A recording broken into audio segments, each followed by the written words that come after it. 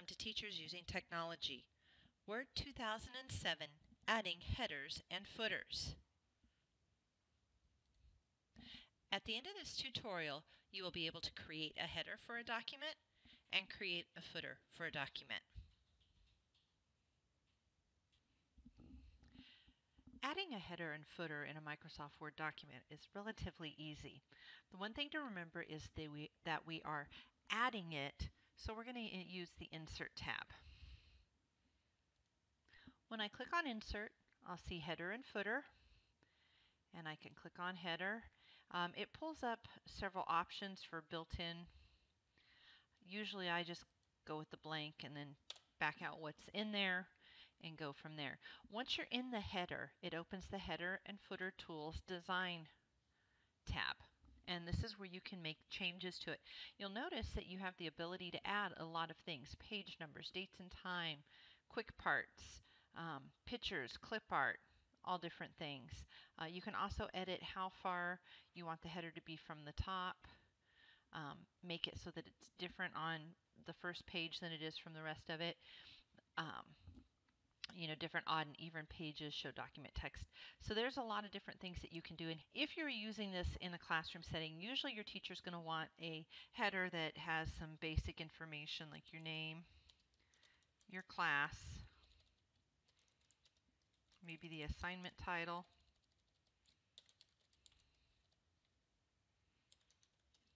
and the date. Now, since I'm in the header and footer tools, I can just click on Go to Footer. It'll take me directly to the footer.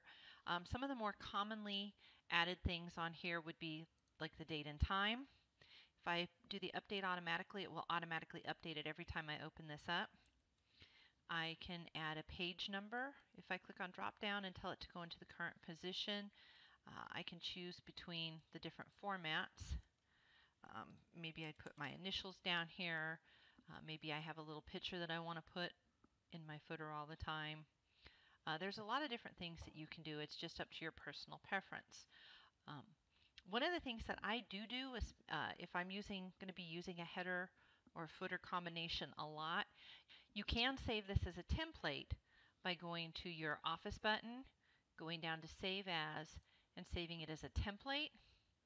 And then every time that you're going to need something with this header and footer, you can just pull up the template and then work in the document.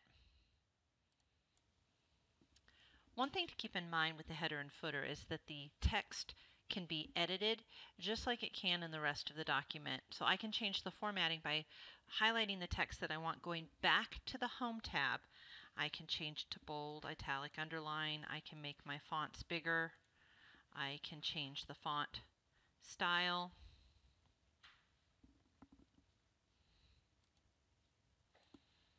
I can center. I can change the color on it.